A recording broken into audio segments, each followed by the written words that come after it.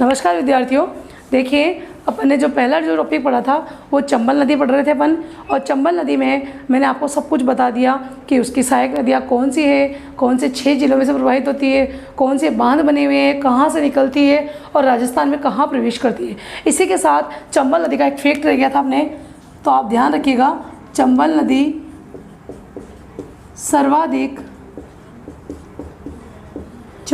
सर्वाधिक जो है अवनालिका अप्रदन करती है। तो ध्यान रखिएगा, आपसे बहुत बार ये क्वेश्चन पूछते हैं कि कौन सी नदी अवनालिका अप्रदन करती है, तो चंबल नदी जो है वो सर्वाधिक अवनालिका अप्रदन करती है। ठीक है, तो इसी के साथ देखो ये जो अवनालिका अप्रदन करती है, जैसे मान लो चंबल नदी बह रही है, ये पानी बह रहा है इसका, और ये पानी बहते बहते क्या करता है, अपने ही पेंदे को काटना शुरू कर देता है। ऐसे अपने पेंदे को काट देती है नदी और एक गुफाएं बन जाती हैं। तब क्या होता है, इन गुफाओं को बोलते हैं बीहड़। पहले कहते थे प्राचीन काल में यहाँ पे कौन छुपते थे, डाकू छुपा करते थे। इसलिए जो भी चंबल नदी सर्वाधिक क्या करती है, अवनालिका प्रदान करती है। अवनालिका प्रदान करने के कारण क्या है, बीहड़ों का निर्माण हो जाता है। किसका निर्माण होता है, बीहड़ भूमि का निर्माण होता है। इसी बीहड़ भूमि को बोलते हैं उत्खात भूमि, और इसी उत्खात भूमि को बोलते हैं बैडलैंड भूमि या बैडलैंड बोलते हैं। तो ध्यान रखिएगा, बीहड़ भूमि, उत्खात भूमि, बैडलैंड इसको बोला जाता है। किसके द्वारा निर्मित होती है ये, जब चंबल नदी अवनालिका प्रदान करती है ना, तब बीहड़ भूमि का निर्माण होता है, जिसे बोलते हैं उत्खात भूमि, बैडलैंड भूमि। अब आपसे बहुत बार पूछ लेते हैं, जो बीहड़ भूमि होती है उन्हें करौली, धौलपुर, सवाई माधोपुर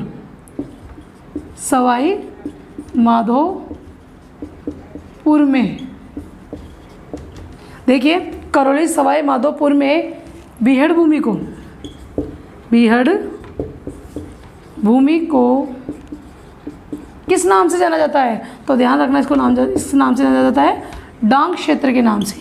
किस नाम से जाना जाता है, डांग क्षेत्र के नाम से जाना जाता है। करौली, धौलपुर, सवाई माधोपुर में बीहड़ भूमि को डांग क्षेत्र के नाम से जाना जाता है। और बहुत बार क्वेश्चन आ भी जाता है, जैसे क्वेश्चन आ जाता है कि बताइए डांग क्षेत्र में कौन सा जिला शामिल नहीं है, जैसे करौली, धौलपुर, सवाई माधोपुर, अलवर। तो आप क्या करोगे, क्योंकि मैंने आपको बताया अभी जस्ट कि डांग क्षेत्र में कौन सा जिला शामिल नहीं है, अलवर जिला शामिल नहीं है। 3 आपके सामने है, करौली, धौलपुर और सवाई माधोपुर। तो इसी से क्वेश्चन बनता है कि डांग क्षेत्र का राजा, तो डांग क्षेत्र का राजा तो होगा धौलपुर, और डांग क्षेत्र की रानी, तो रानी को क्या होगी, करौली। थोड़ा सा ये ध्यान रखना कि ऐसे क्वेश्चन पूछे जाते हैं, तो आप थोड़ा सा ध्यान रखें। और यही अपनी चंबल नदी खत्म होती है। इसी के साथ अपन दूसरी नीति शुरुआत करते हैं, तो आप इसका स्क्रीनशॉट ले लीजिए फटाफट से। इसी के साथ नेक्स्ट नदी पढ़ते हैं अपन, बनास नदी। कौन सी नदी, बनास नदी। ठीक है, ये भी कितने जिलों में प्रवाहित होगी, 6 जिलों में प्रवाहित होगी। तो ठीक है, देखिए बनास नदी, तो इसका उद्गम स्थल पूछे आपसे कि बनास नदी का उद्गम स्थल बताइए, तो बनास नदी का उद्गम स्थल होगा, ये निकलती है राजसमंद जिले के कुंभलगढ़ नामक स्थान की कौन सी पहाड़ियों से, खमनोर की पहाड़ियों से।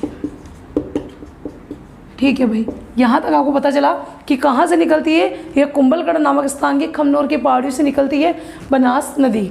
अब देखिए बनास नदी के उपनाम, इसके क्या क्या उपनाम है, तो देखिए सबसे पहले तो इसको बोलते हैं वन की आशा। क्या बोलते हैं इसको? वन की आशा या वनाशा। ये तो सभी को पता है, वन की आशा या वर्णाशा। लेकिन आपसे पूछे कि वैदिक काल में, किस काल में, वैदिक काल में बनास नदी को किस नाम से जाना जाता था, किस नाम से जाना जाता था, तो ध्यान रखना है इसे, किस नाम से जाना जाता था, वशिष्ठी। किस नाम से जाना जाता था, वशिष्ठी के नाम से इसको जाना जाता था। ये तो इसके उपनाम हो गए। अब बात करें इसकी कुल लंबाई।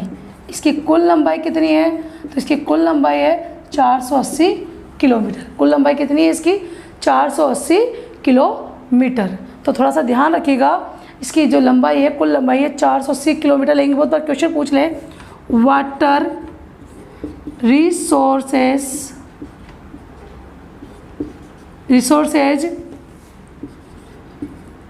रिसोर्सेज ऑफ राजस्थान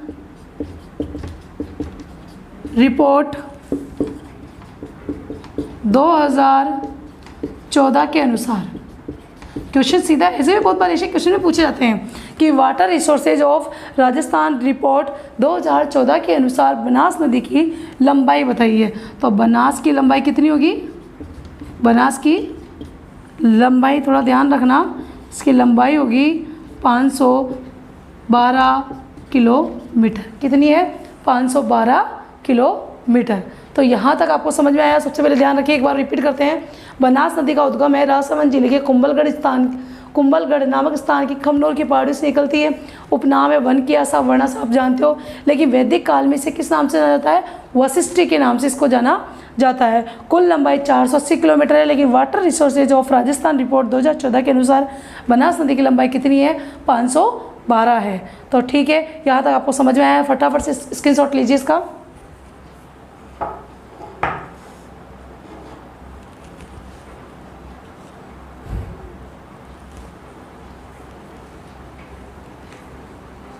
देखिए, बनास नदी, और कौन सी नदी रहे अपन, बनास नदी। ठीक है, बनास नदी।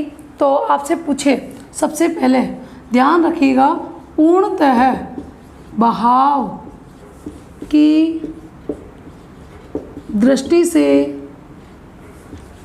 पूर्णतः बहाव की दृष्टि से राजस्थान की सबसे बड़ी नदी तब होगा बनास नदी। देखिए, पूर्णतः बहाव की दृष्टि से, पूर्णतः बहाव की दृष्टि से राजस्थान की सबसे बड़ी नदी कौन सी है, बनास नदी। बनास नदी ध्यान रखिए। जबकि राजस्थान की सबसे बड़ी नदी आ जाए तो चंबल नदी करना है आपको। यहाँ तक कोई टेंशन, नो टेंशन। अब देखिए, अब है इसका बहाव क्षेत्र। तो इसका जो बहाव क्षेत्र है कितने जिलों में है, सभी बता देंगे। कितने जिलों में है, 6 जिलों में। इसका बहाव क्षेत्र कितने जिलों में, 6 जिलों में है। अब देखिए, यहाँ भी अपन क्या याद करेंगे, यहाँ भी याद करेंगे अपन ट्रिक्स। देखो ट्रिक्स क्या है, ST अभी रांची गए। ट्रिक्स क्या है, ST अभी रांची गए। ST कहाँ पहुँचा दिया, ST को अपन रांची पहुँचा दिया। ये किसके ट्रिक्स है, बनास नदी के बहाव क्षेत्र के कौन कौन से जिलों में बनास नदी बहती है उसके ट्रिक्स है। तो देखो, ST से मतलब सवाई माधोपुर, T से मतलब टोंक, A से मतलब अजमेर, और V से मतलब भी से मतलब भीलवाड़ा। ठीक है, और रा से मतलब राजसमंद, और ची से मतलब चित्तौड़। ओके, तो देखिए, सबसे पहले सवाई माधोपुर, टोंक, अजमेर, भीलवाड़ा, फिर रा से राजसमंद और ची से चित्तौड़ गए, मतलब साइलेंट। अब देखिए, आपसे पूछा क्या कि आप इसको क्रम में बताइए, क्रम से बताइए। सबसे पहले कहाँ बही, फिर उसके बाद कहाँ पर बहती है। तो क्रम कैसे याद रखोगे, कुछ नहीं करना, आपको ट्रिक्स जैसे है वैसे लिखना है। ST अभी रांची गए। अब इसको कैसे लिखना है, 1 2 3 4 5 और 6। ओके, ऐसे जमाना है 1 2 3 4 5 6, उल्टा जमाना ऊपर से। ओके, कंप्लीट यहाँ तक। अब देखिए, लेकिन पूछा क्या है, इसको क्रम से बताइए। पूछ के लिए आपसे क्रमशः बताइए। तो सबसे पहले आपको पता है कौन सा जिला आएगा, राजसमंद। सबसे पहले कौन सा जिला, राजसमंद। राजसमंद के बाद चित्तौड़, चित्तौड़ के बाद भीलवाड़ा, भीलवाड़ा के बाद अपना आ गया अजमेर, अजमेर के बाद टोंक, टोंक के बाद कहाँ गई, सवाई माधोपुर, सवाई माधोपुर, सवाई माधोपुर के, सवाई माधोपुर की कर लो इसको, है ना, सवाई माधोपुर की खंडार तहसील के पदरा,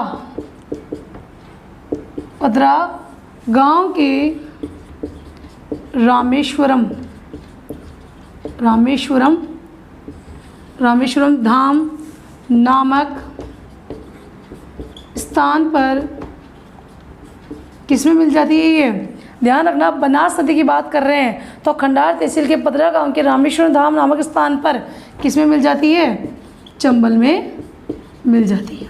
तो ये बहुत इंपॉर्टेंट क्वेश्चन है कि कहाँ पर बनास नदी चंबल से मिलती है, तो वो स्थान है रामेश्वरम धाम नामक स्थान पदरा गांव में। कहाँ मिल जाती है ये, चंबल में मिल जाती है। तो प्रवाह क्षेत्र, इसका बहाव क्षेत्र कितने जिलों में, 6 जिलों में। एस टी अभी रांची गए, आपको क्या करना है, उधर से ऐसे करते हुए 1 2 3 लिखना है, 1 2 3 4 5 6 जिले कंप्लीट। आप इसको लिख सकते हो क्रम में, आपको पता चल जाएगा कि सवाई माधोपुर के खंडार तहसील के पदरा गांव के रामेश्वर धाम स्थान पर चंबल नदी में मिल जाती है कौन, बनास। ठीक है, कंप्लीट यहाँ तक, फटाफट से स्क्रीनशॉट लीजिए।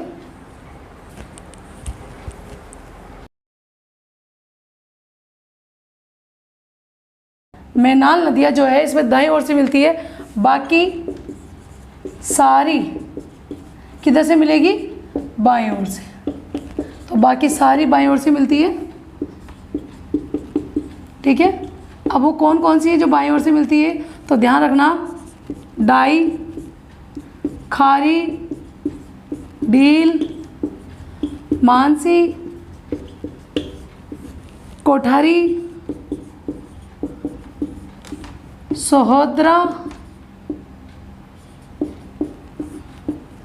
देखिए, डाई, खारी, डील, मानसी, कोठारी, सोहोदरा आदि नदियाँ क्या इसमें किधर से मिलती है, सारी बाईं ओर से। तो आपको दो ही चीज़ याद रखनी है कि बनास में दाईं ओर से मिलने वाली नदियाँ है बेड़च व मैनाल।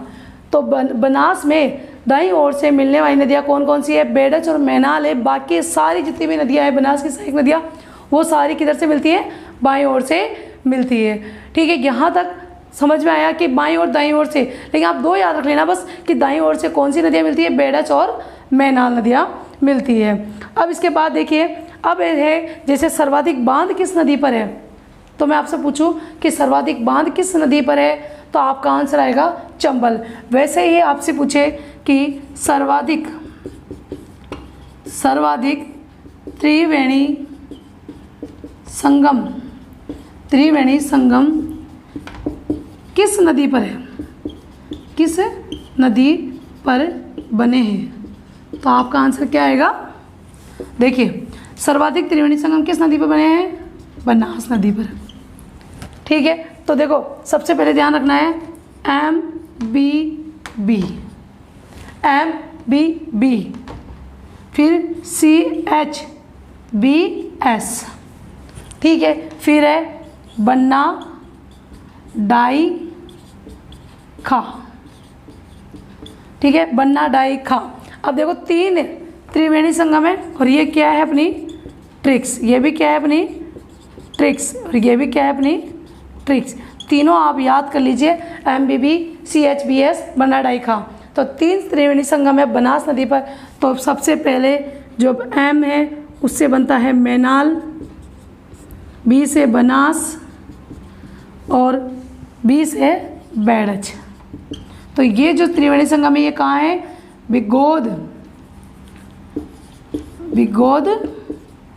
भीलवाड़ा में। ओके, भीलवाड़ा में। अब CH देखो इसमें है चंबल, बनास और सीप। ये कहाँ पर है? रामेश्वरम धाम।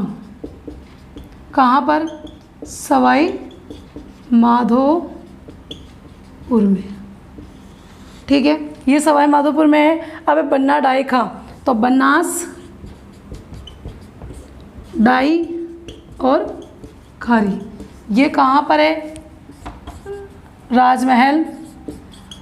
राजमहल टोंक में। तो आप थोड़ा सा ये ध्यान रखिएगा कि कौन कौन से त्रिवेणी संगम बनास नदी पर बने हुए हैं, या बनास नदी किनके साथ मिलकर त्रिवेणी संगम का निर्माण कर रही है। तो ये तीन त्रिवेणी संगम है, इंपॉर्टेंट है, ट्रिक्स है साथ में, तो आप कहीं कंफ्यूज नहीं होगे, याद रख लेना। MBBCHBS बन्ना डाई खा। ओके, यहाँ तक समझ में आया? फटाफट से इसका स्क्रीनशॉट लीजिए।